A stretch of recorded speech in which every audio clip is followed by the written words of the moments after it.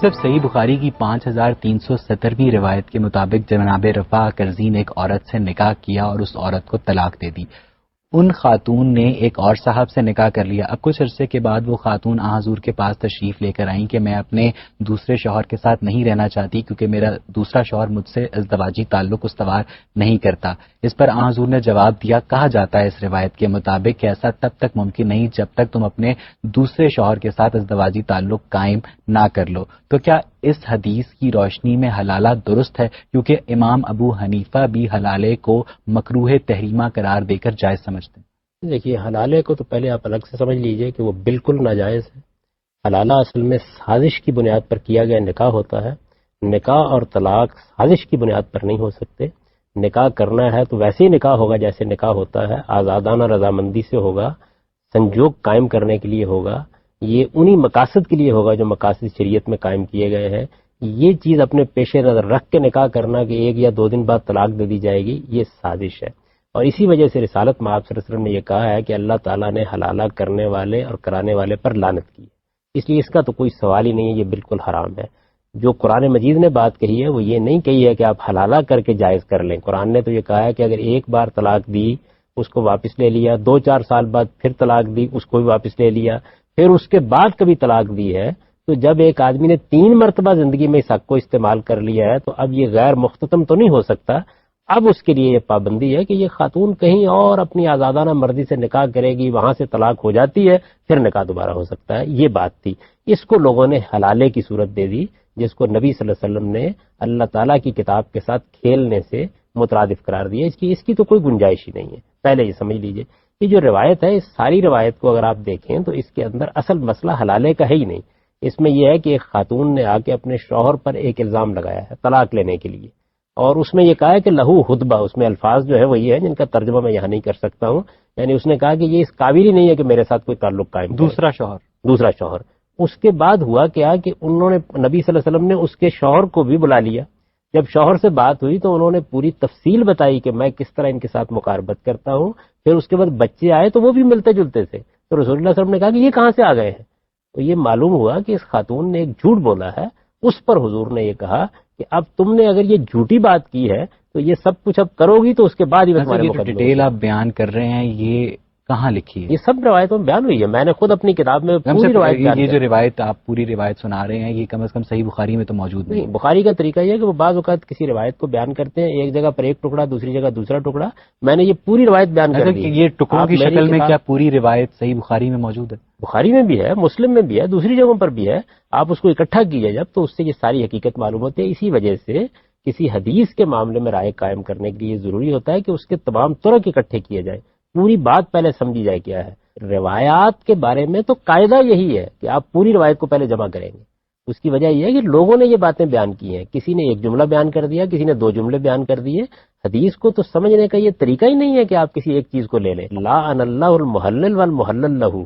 حلالہ کرنے والے پر بھی لعنت ہے اور کرانے والے پر بھی. خدا نہ خواستہ حلالہ کی حمایت نہیں کر رہے. بات یہ ہے کہ وہ کون سا پوائنٹ ہے آخر کے، اور جو علماء کرام جنہوں نے اللہ کو اپنی جان دینی ہے وہ بھی تو، جو لوگ حلالہ کی حمایت کر رہے ہیں وہ بھی تو بڑی ایمانداری سے اس پوائنٹ پر ڈٹے ہوئے ہیں. تو وہ کس پوائنٹ کی بنا پر اتنی شد و مت کے ساتھ حلالہ کی حمایت کرتے ہیں؟ نہیں، ان کا نقطہ نظر کیا ہے؟ حلالہ کی حمایت کوئی بھی نہیں کرتا. اس کو جائز بعض لوگ قرار دیتے ہیں، اور جائز قرار دیتے وقت اصل میں ایک قانونی ذہن ہے جس کا غلبہ ہوا ہے. وہ کیا ہے؟ وہ یہ ہے کہ اگر کسی مرد نے یا عورت نے عدالت میں کوئی آ کے بیان دے دیا ہے تو ہم ظاہر کو دیکھیں گے، ہمیں اس سے کیا دلچسپی ہے کہ اس نے سازش کی ہے یا نہیں کی. تو یہ قانونی زاویہ ہے جس سے چیز کو دیکھا گیا ہے. دین میں تو کسی چیز کو آپ کو دیکھنا ہوتا ہے اس کی حقیقت. جیسے پاکستان میں چلیں اور باقی اسلامی دنیا میں حلالہ تو چلو ہو گیا غلط. اب ایک طلاق یافتہ عورت، ایک مطلقہ عورت واپس اپنے پہلے شوہر سے رجوع کرنا چاہتی ہے تو اس کا کیا طریقہ ہے؟ اب اس کے بیک ڈراپ آف مائنڈ میں یہ تو چل رہا ہوگا نا کہ میں دوسرا شوہر کچھ عرصے کے لیے اس کے ساتھ تعلق قائم کرتی ہوں اور اس کے بعد میں واپس اپنے پہلے شوہر. بات یہ ہے کہ طلاق کا وہ طریقہ ہی کیوں اختیار کیا جائے جس میں یہ نوبت آ جاتی ہے. آپ ایک طلاق دے کے بیوی کو فارغ کریں، اس کے بعد وہ جب چاہے نکاح کر 1 in a million کیس ایسا ہو گیا، پھر دوسری طلاق دے کے فارغ کریں، وہ جب چاہے نکاح کر سکتی ہے. یہ کیوں ہوا کہ ایک بار طلاق دی گئی واپس لے لی گئی، پھر طلاق دی گئی واپس لے لی گئی، پھر طلاق دی واپس لے لی گئی؟ یعنی یہ کیا چیز ہے؟ اگر آپ یہاں تک نوبت پہنچا دیتے ہیں تو پھر تو کوئی حق نہیں رہتا آپ کو کہ آپ واپس جائیں. پھر کھیل نہ بنائیں نکاح اور طلاق کو. یہ اس صورت میں ہے. مطلقہ عورت اپنے پہلے شوہر کے پاس اگر جانا چاہے تو کیسے؟ پہلی طلاق کے بعد جا سکتی ہے، دوسری کے بعد بھی جا سکتی ہے، تیسری کے بعد تیسری کے بعد کیوں جانا چاہے گی؟ یعنی ایک شوہر نے اس کو طلاق دی، پھر اس کے بعد واپس لی، پھر 2-4 سال بعد طلاق دی، پھر واپس لی، پھر اس کے بعد اب طلاق دے دی ہے، تو پھر تو کچھ سزا ملنی چاہیے. جو حتمی طور پر طلاق ہو گئی، مرد اور عورت کو اپنے رشتے کی جو خوشگوار لمحات ہیں وہ ساتھ گزارے ہوئے یاد آئے، اور کہتے ہیں نا کہ کسی کی قدر تبھی یاد آتی ہے آپ کے پاس جب وہ موجود نہیں ہوتا. کہ طلاق ایک دے، آپ نے 3 دی کیوں؟ حتمی طور پر طلاق ہو گئی، 3 طلاقیں ہو گئی، 4-5 سال بعد ایک عورت کو یہ ضرورت پیش آئی کہ وہ واپس خواہش جاگی تو کیا کرے؟ طلاق دینے سے حتمی طلاق ہو جاتی ہے. جی بالکل. یعنی جب عدت گزر جائے گی تو عورت الگ ہو جائے گی، وہ کہیں نکاح کر سکتی ہے، اور چاہے تو اسی مرد سے دوبارہ نکاح کرنے کے بعد اگر وہ واپس اپنے پہلے شوہر سے نکاح کرنا چاہے. میں تو گزارش یہ کر رہا ہوں کسی کے پاس جانے کی ضرورت ہی نہیں ہے. اگر آپ نے طلاق اسلام کے بتائے ہوئے طریقے کے مطابق دی ہے تو آپ نے ایک طلاق دی ہوگی نا، اس کے بعد کہیں دوسری طلاق کی نوبت آئی ہوگی. تو طلاق دینے کے بعد اگر عدت گزر گئی ہے اور آپ نے ایک طلاق دی ہوئی ہے جو طلاق دینے کا صحیح طریقہ ہے، تو کوئی حلالے کی ضرورت نہیں ہے، جب چاہے عورت نکاح کر لے. دیکھیے بات یہ ہے کہ پہلے ہم ایک خلاف ورزی کرتے ہیں، ایک قانون کو توڑتے ہیں، ایک وقت میں 3 طلاق دیتے ہیں، اس کے بعد حلالہ کرانا شروع کر دیتے ہیں. یعنی نہ صرف ایک وقت میں 3 طلاقیں دینا غلط ہے بلکہ اس طرح کے نتیجے میں حلالہ کرنا بھی غلط ہے. ظاہر بات ہے کہ یہ ایک 1929 غلط کام کو ہم دوسرے غلط کام کے لیے کیسے دلیل بنائیں؟ آئلی قوانین، فیملی لاز نافذ کیے گئے جن میں کیا کہتے ہیں ایک ہی نشست میں 3 طلاقیں دینے کی شدید مخالفت کی گئی.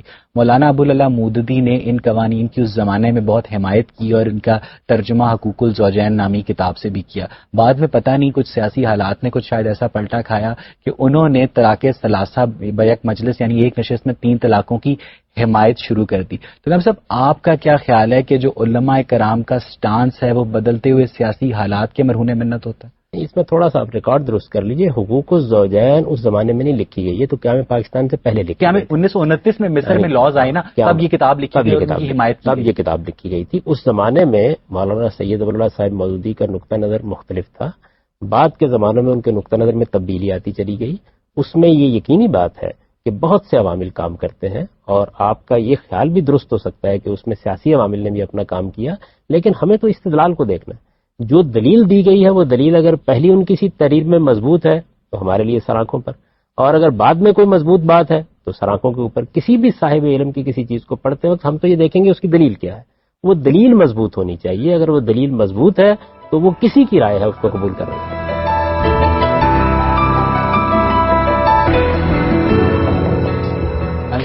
جب مولانا مودودی نے ایک نشست میں 3 طلاقوں کی حمایت کی تو انہوں نے یہ کہا کہ میں اسے اب اس لیے درست کہتا ہوں کہ حنفی علماء کے نزدیک یہی درست ہے.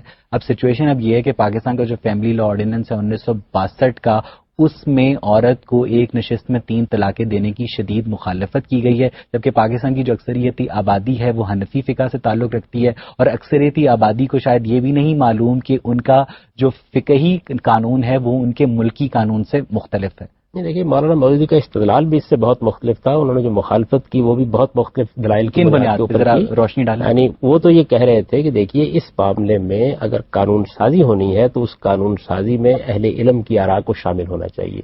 اس کمیشن پر بھی ان کو اعتراض تھا اور یہ اعتراض کرنے کا ان کو حق تھا. اعتراض غلط بھی ہو سکتا ہے اور صحیح بھی ہو سکتا ہے.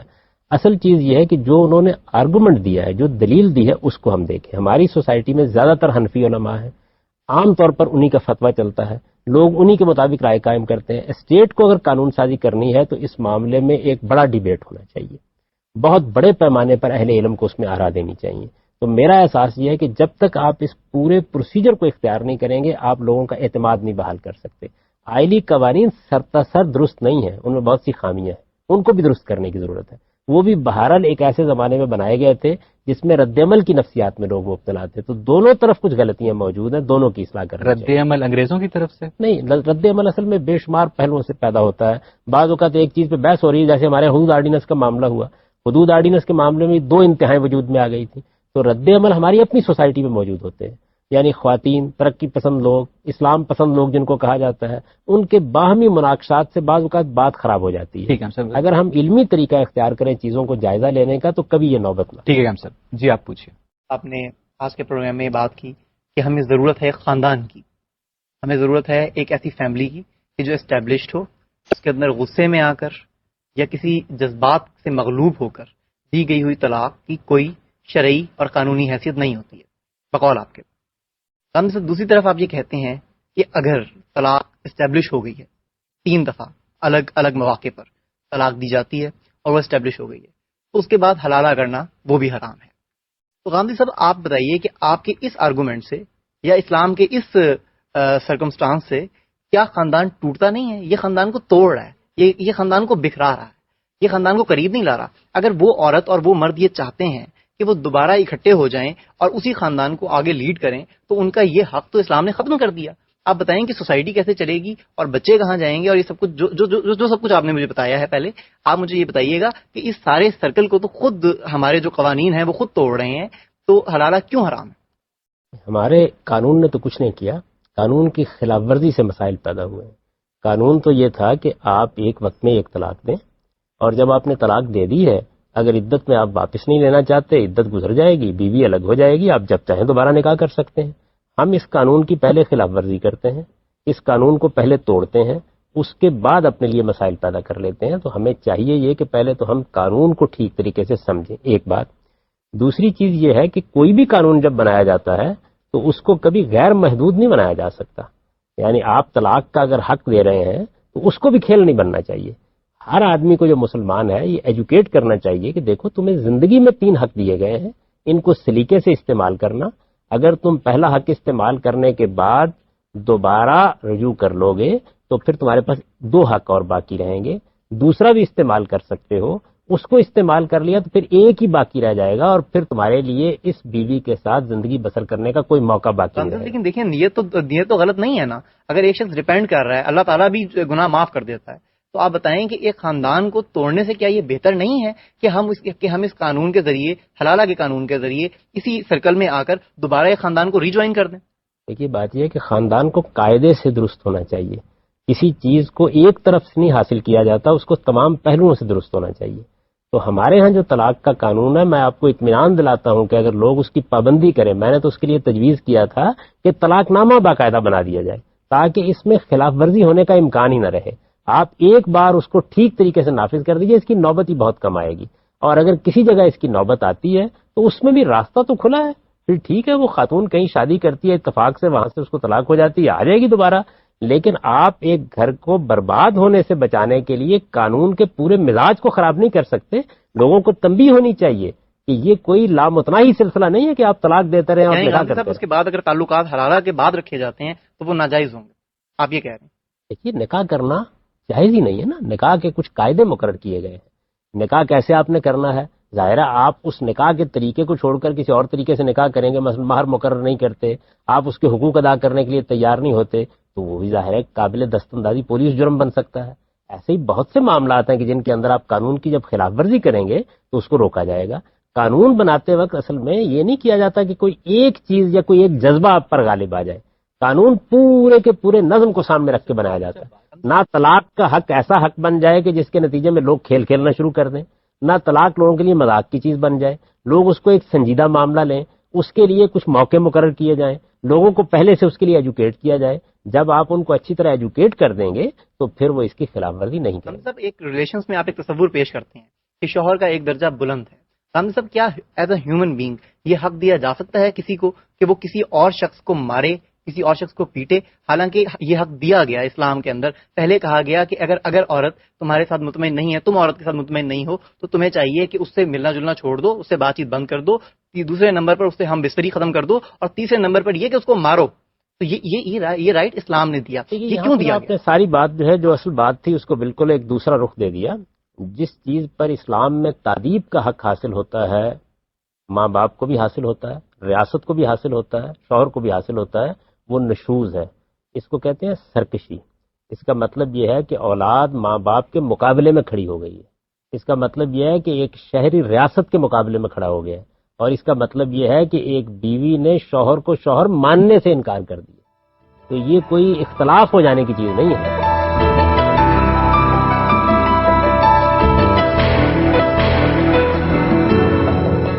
ایسا نہیں ہو سکتا کہ حلالہ کا قانون اپنی اسپرٹ میں ایز اے قانون درست ہو اور جس بات پر آپ تنقید کر رہے ہیں وہ درست قانون کا غلط استعمال؟ یقیناً ایسے ہی، یعنی حلالہ کا قانون درست ہے؟ حلالہ کا قانون کا مطلب کیا ہے؟ حلالے کا قانون ایک ہے سازش کر کے نکاح کرنا، یہ تو ہر حال میں ناجائز ہے، یہ تو کوئی قانون ہی نہیں ہے، تو لوگوں نے اس کو پیدا کر رکھا ہوا ہے۔ ایک چیز یہ ہے کہ 3 مرتبہ طلاق کا حق آپ نے استعمال کر لیا، اس کے بعد کیا پروسیجر ہوگا؟ صاحب یہی ہم بار بار آپ سے پوچھنے کی کوشش کر رہے ہیں کہ 3 دفعہ طلاق دینے کے بعد جب حتمی طور پر میاں اور بیوی میں علیحدگی ہو چکی ہے، بیوی کسی اور کے نکاح میں جا چکی ہے، تو وہ واپس اپنے پہلے شوہر کے پاس کیسے جا سکتی ہے؟ اسی صورت میں جبکہ جس طرح طلاق ہوتی ہے طلاق ہو، دیکھیے نا، آپ اگر اس عورت نے نکاح نہیں کیا پھر وہ اپنے واپس شوہر کے پاس جانا چاہتی ہے؟ نہیں جا سکتی. اس کی وجہ یہ ہے کہ آپ کو کوئی ایک حد لگانی پڑے گی نا. یعنی کیا آپ یہ طریقہ اختیار کریں گے کہ جس کا جی چاہے ہزاروں مرتبہ طلاق دیتا رہے واپس کرتا رہے؟ یہ اصل میں شوہر پر حد لگائی گئی ہے کہ وہ سوچ سمجھ کر طلاق دے. اسے معلوم ہونا چاہیے کہ اب کیا صورتحال پیدا ہو جائے گی. طلاق کوئی مذاق نہیں ہے. کسی قانون کو مذاق بنا لینا یہ چیز ہے جس کو قرآن روکنا چاہتا ہے. یعنی طلاق ایک ارریورسیبل قانون ہے، ریورسیبل قانون نہیں ہے. 2 صورتوں میں تھا نا، 2 شکلوں میں تو آپ کو حق دیا گیا تھا. آپ نے اس معاملے کو یہاں تک پہنچایا کیوں؟ کسی انسان کے جذبات، احساسات اور اقدامات پہ کوئی قدغن لگنی چاہیے. جب آپ بالکل کھلا چھوڑ دیتے ہیں تو پھر لوگوں کے لیے طلاق اور نکاح ایک مذاق بن کے رہ جائیں گے. اس لیے 2 مرتبہ تو آپ کو حق حاصل تھا. آپ چاہتے تو جب چاہتے نکاح کر لیں. دیکھیں، آپ نے ایک پروگرام میں خود ہی فرمایا تھا کہ کسی بھی صحیح قانون کا غلط استعمال کرنا کیا کہتے ہیں انسان کے لیے ہر حال میں ناممکن نہیں ہوتا، کیونکہ وہ بہرحال انسان ہے. ایک مرد اگر روز ایک شادی کرتا ہے اور روز ایک طلاق دیتا ہے تو ٹیکنیکلی لیگلی وہ درست کر رہا ہے، اس کے اوپر آپ کوئی قدغن نہیں لگا سکتے. اخلاقی طور پہ وہ غلط کر رہا ہے. نہیں، میں نے یہ عرض کیا تھا کہ ہمارے لیے ہو سکتا ہے کہ اس کے خلاف قانونی کارروائی کرنا مشکل ہو. جی بالکل. یہ حلالے میں بھی ہو سکتا ہے. فرض کر لیجئے کہ کچھ لوگوں نے سازش کر کے نکاح کر لیا ہے، عدالت میں آ گئے ہیں، بیانات دے دیے ہیں، تو میں کیا کر لوں گا؟ اور عدالت کیا کر لے گی؟ عدالت تو بیانات لے گی. جب آپ مجھ سے سوال کر رہے ہیں کہ خدا کیا چاہتا ہے، تو میں یہ کہتا ہوں کہ خدا سازش کے نکاح کو جائز نہیں قرار دیتا. جب آپ کہتے ہیں قانون کیا کرے گا، تو قانون تو یہی کرے گا کہ جو ظاہری حالات ہے اس کی بنیاد پر انسانوں کے ہاتھوں میں جو غلط استعمال ہے اس کی مذہب مذمت کرتا ہے. نہیں، مذہب ایک طرف سے یہ چاہے گا کہ یہ خدا کا قانون ہے، لوگ خدا سے ڈرتے ہوئے خدا کا تقوی اختیار کر کے صحیح طریقے سے قانون کو استعمال کریں. لیکن جب تک وہ خدا سے ڈرتے ہیں اس وقت تک تو کوئی امکان نہیں کہ غلطی کریں گے. اگر وہ خدا کے ساتھ معاملہ اپنا غلط کر بیٹھتے ہیں اور ہماری عدالت میں آ جاتے ہیں تو عدالت تو ظاہر کی بنیاد پر فیصلہ کرے گی. سوال یہ بھی تو پیدا ہوتا ہے نا کہ وہ علماء جو اس بات کا اعلان کرتے ہیں کہ وہ اللہ کی راہ میں حلالہ کریں گے، وہ سارے کیا کہتے ہیں اپنے دینی فہم کے اوپر، اپنے دینی سٹانس کے اوپر غلط ہیں. میں نے تو عرض کر دیا کہ اللہ کے پیغمبر نے یہ کہا ہے کہ یہ کام جو آدمی کرتا ہے اس پر خدا کی لعنت ہے، اس لیے کہ یہ خدا کو دھوکہ دینا ہے. آپ 2 چیزوں کو الگ الگ کیجئے. ایک چیز یہ ہے کہ اللہ تعالیٰ کے معاملے میں ہمیں کیا کرنا ہے، اللہ تو دلوں کا حال جانتا ہے. نیت سے دوسری شادی کی تو وہ سازش پہ مبنی نگاہ ہے. اگر اپنے آپ کو سیو کرنے کے لیے دوسری شادی کی اور پھر حالات ایسے پیدا ہو گئے کہ طلاق کی نوبت آ گئی تو آپ اپنے پہلے شوہر سے رجوع کر سکتے. تو بالکل ٹھیک ہے. اس کی وجہ یہ ہے کہ اس میں تو نکاح ہوا ہے جیسے نکاح ہوتا ہے، طلاق ہوئی ہے جیسے طلاق ہوتی ہے. یہ تو ایک سازش کی گئی ہے. یعنی اندرون خانہ طے کر لیا گیا ہے کہ یہ نکاح ہوئی اس لیے رہا ہے کہ طلاق دے دی جائے. یہ چیز خدا کے قانون کے ساتھ کھیلنا. ٹھیک ہے جی. آپ کسی نابالغ لڑکی سے نکاح کرتا ہے اور وہ نکاح جائز ہے یا نہیں ہے یہ دوسری بات ہے. وہ نکاح کر لیتا ہے اور وہ اس کے ساتھ رہ رہا ہے اور وہ اس سے صحبت بھی کر لیتا ہے اور اولاد بھی ہے. تو وہ اگر اولاد نہیں سنبھال سکتی اور وہ اپنے لیے کوئی کمائی بھی نہیں کر سکتی، اگر اس کو طلاق دی جاتی ہے تو وہ کس زمرے میں آتا ہے؟ یہ دیکھیے بات یہ کہ اس نے ایک قانون کی خلاف ورزی کی ہے. ہمارے ہاں تو یہ طے کر دیا گیا ہے کہ 16 سال کی عمر لازماً ہونی چاہیے لڑکی کی اور 18 سال کی لڑکے کی. ہمارے قانون میں طے ہے. ایسا کوئی معاملہ اگر ہوگا تو قانون کی خلاف ورزی ہوگی. لیکن اب کیونکہ کر لی اس نے قانون کی خلاف ورزی، نکاح بھی ہو گیا ہے، اولاد بھی ہو گئی ہے، تو ہم اس کو اب کالعدم تو نہیں قرار دے سکتے. اس کے ساتھ حالات کے لحاظ سے نمٹیں گے. لیکن ہم اس چیز کو یقینی کیوں نہیں بناتے کہ ہم اس پہ کوئی ایسی چیز یہ اسلامی طور پہ مسلط اس قانون پہ کر دیں کہ وہ چیز جو ہے پہلے تو کہ وہ ہو ہی نہ، اور اگر ہوتی ہے تو اس کی جو تلافی ہے اس کو یقینی بنایا جائے. ایسی قانون سازی کرنی چاہیے. دیکھیے ابھی قانون سازی کچھ ہوئی ہے، آپ مزید قانون بنا سکتے ہیں. جو قانون کی خلاف ورزی کی صورتیں ہوتی ہیں انہی میں اصل میں اسٹیٹ کا اختیار بھی ہے اور پارلیمنٹ کو اس میں اپنا کردار بھی ادا کرنا چاہیے کہ وہ کیا کیا چیزیں ہیں جس میں لوگ قانون کی خلاف ورزی کرتے ہیں، اس سے کیا ظلم پیدا ہوتے ہیں. ان کے لیے ہمیں چاہیے کہ ہم قانون بنائیں. شریعت تمام معاملات میں قانون نہیں بناتی، وہ چند چیزوں کے بارے میں جہاں بڑی غلطی کا امکان ہوتا ہے قانون بنا دیتی ہے. باقی میں وہ ہمارے اوپر چھوڑ دیتی ہے، ہمیں قانون بنانا ہوتا ہے.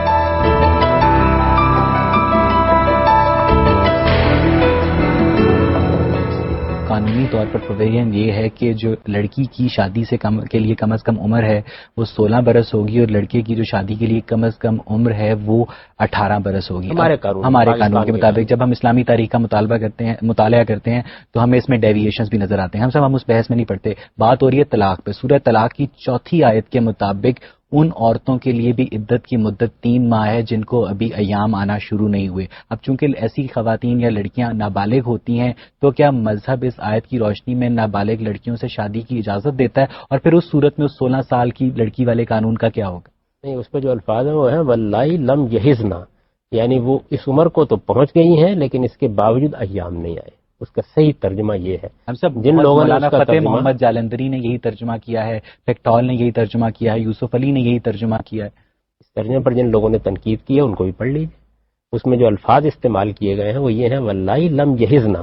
عربی زبان سے جو آدمی واقف ہے وہ یہ جانتا ہے کہ لم یحزنا جب آئے گا تو اس کا مطلب یہ ہے کہ عمر آ گئی، موقع آ گیا، اس کے باوجود ایام نہیں آئے. تو اب کیا کیا جائے؟ یہ ظاہر ہے ایک عامت الورود صورت ایسا ہوتا ہے بعض اوقات کی عمر ہو جاتی ہے لیکن ایام نہیں ہوتے.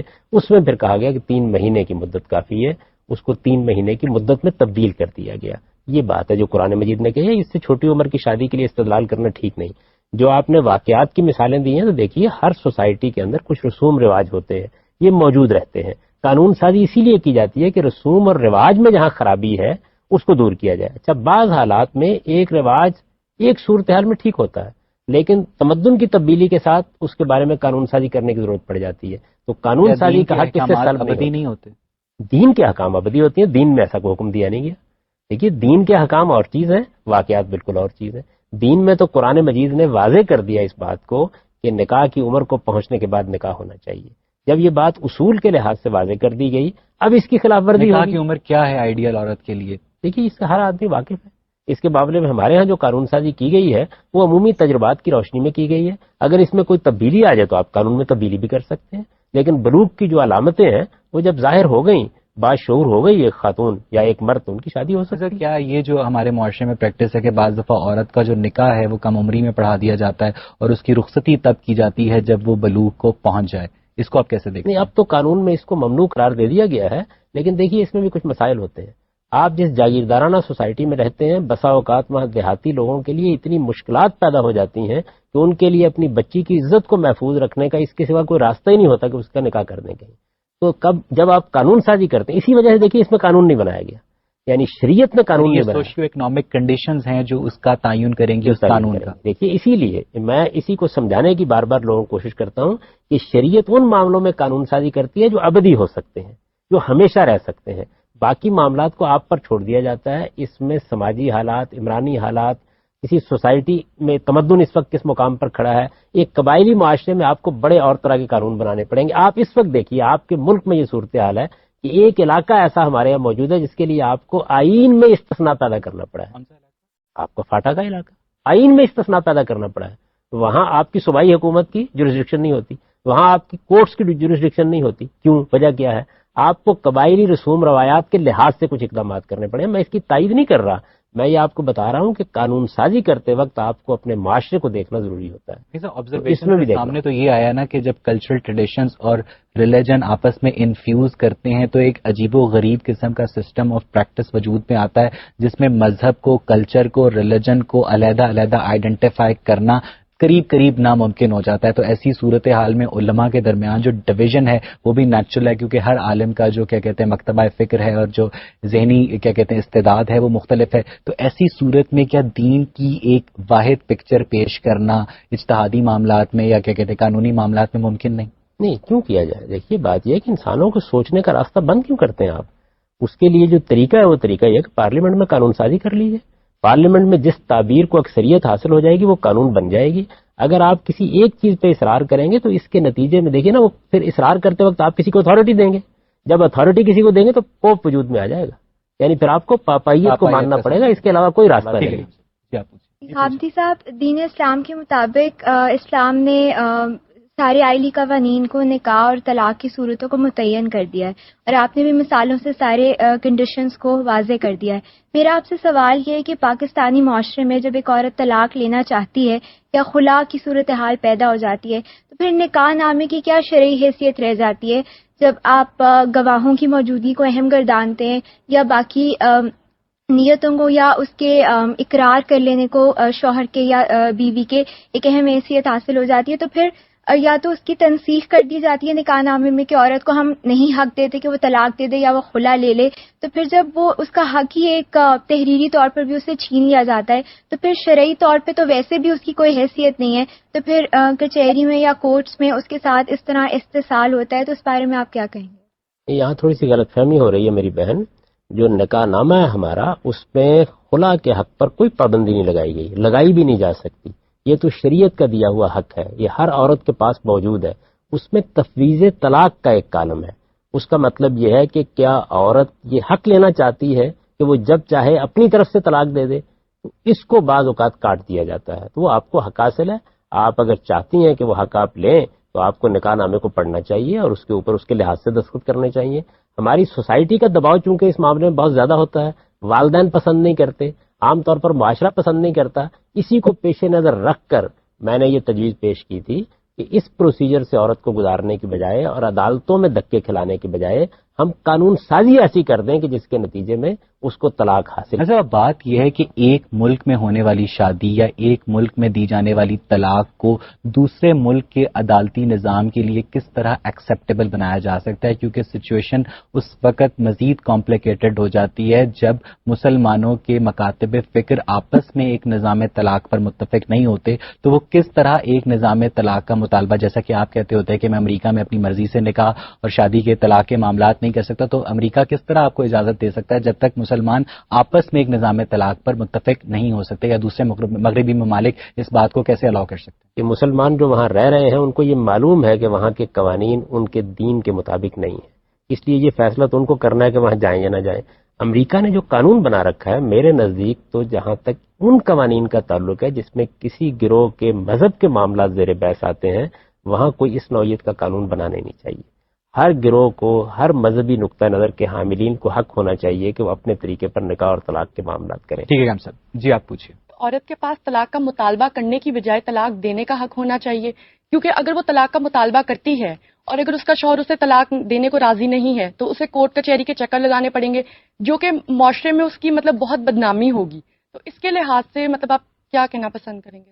اسی وجہ سے میں نے یہ تجویز کیا تھا اور اس بات کو بار بار بیان بھی کیا، اس پر بہت بحث بھی ہمارے معاشرے میں ہوئی، اس پر کچھ پروگرام بھی ہوئے، لوگوں نے اعتراضات بھی کیے، لیکن میں نے یہ عرض کیا تھا کہ اس کے لیے ہمیں قانون بنا دینا چاہیے تاکہ عورتوں کو اس مشقت سے بچا لیا جائے۔ یہ قانون بنانے کا ہم کو حق ہے، اس میں کوئی چیز شریعت کے خلاف نہیں ہے، لیکن مطالبہ ہی کرنا چاہیے عورت کو۔ اس کی وجہ یہ ہے کہ جو ادارہ قائم کیا گیا ہے اس میں مرد یا شوہر کی حیثیت سربراہ کی ہے، تو آپ جب کوئی ادارہ قائم کرتے ہیں، دیکھیے وہاں بھی دو لفظ استعمال کرتے ہیں، برطرف کرنے کا حق، استعفیٰ دینے کا حق۔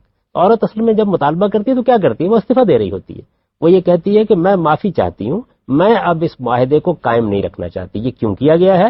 تاکہ حفظ مراتب قائم رہے، یعنی جو رشتے قائم کیے گئے ہیں ان کی عزت اور ان کا احترام قائم رہے۔ ہمارے دین میں جو ایک بنیادی چیز ہے وہ حفظ مراتب ہے، یعنی ماں کا ایک درجہ ہے، باپ کا ایک درجہ ہے، شوہر کا ایک درجہ ہے۔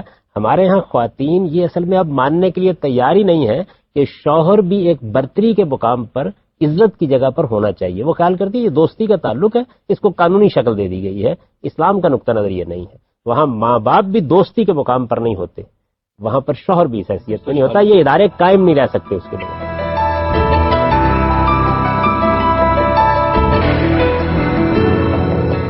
غامدی صاحب، ایک واقعہ ہے کہ ثابت بن قیس کی بیوی ایک دفعہ حضور پاک کے پاس آئیں اور انہوں نے کہا کہ میں اپنے ہسبینڈ کے ساتھ، شوہر کے ساتھ رہ نہیں سکتی کیونکہ مجھے ان کی شکل نہیں پسند۔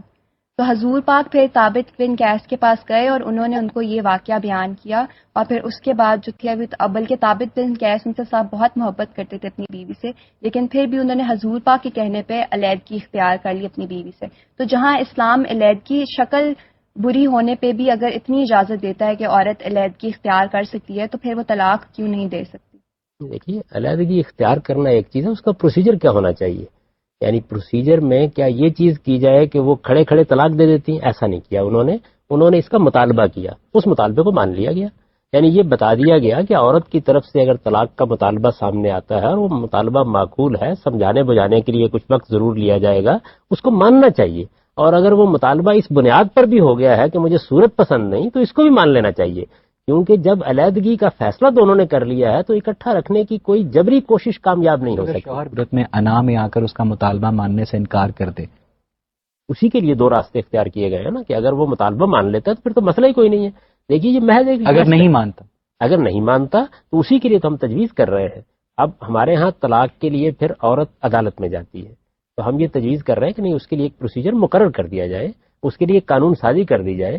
یعنی یہ کیوں ضروری ہے کہ جن معاملات میں قانون سازی ہمیں کرنی ہے، وہ کیا قانون سازی؟ ہم نے تو یہ تجویز کیا تھا، شوہر نہیں مان رہا، ہم نے تجویز کیا تھا کہ اس کے بعد 120 دن کی یا 90 دن کی مدت مقرر کر دی جائے، زیادہ یا کم بھی ہو سکتی ہے، کہ اس مدت کے دوران میں اگر وہ مطالبہ نہیں مانتا تو پھر آپ سے آپ طلاق واقع ہو جائے گی. اور عدالت، اور آپ نے یہ تجاویز اسلامی نظریاتی کونسل ہم نے یہ تجاویز دی تھی اور اسی مقصد کے لیے دی تھی. اس کو اصل میں غلط طریقے سے نتیجے میں آپ کو پورے پاکستان سے علماء کی شدید تنقید کا سامنا بھی تو کرنا. اس سے کیا فرق پڑتا ہے؟ دیکھیے بات یہ ہے کہ جب آپ کوئی جمہور علماء کی رائے کو کوئی جب کوئی بات دیکھیے، جمہور علماء کو اپنی بات دلیل سے کہنے کا حق ہے، مجھے اپنی بات دلیل سے کہنے کا حق ہے. فیصلہ کس نے کرنا ہے؟ قانون بنانا ہے پارلیمنٹ نے. تو میں تو یہ کہتا ہوں کہ ہماری پارلیمنٹ کو اپنا کردار ادا کرنا چاہیے. وہ جس طریقے سے اس وقت بعض سیاسی معاملات کے بارے میں بالکل بے کردار ہو کے رہ گئی ہے، میں یہ کہتا ہوں کہ بے کرداری کہیں بد کرداری میں نہ بدل جائے. تو ان کو بھی چاہیے کہ اپنا کردار ادا کریں. ہی معنوں کا فرق ہے اور یہ اطلاقی معنی میں کوئی فرق نہیں ہے. اطلاق کے اعتبار سے دونوں ایک جیسے ہیں. تو پھر ابھی تھوڑی دیر پہلے آپ نے کچھ حفظ مراتب کا ذکر کیا سر. جی میں نے یہ عرض کیا تھا کہ دونوں کا مطلب علیحدگی ہے. علیحدگی اختیار کرنے کے لیے پروسیجر کیا ہوگا؟ مرد کے لیے الگ ہے، عورت کے لیے الگ ہے.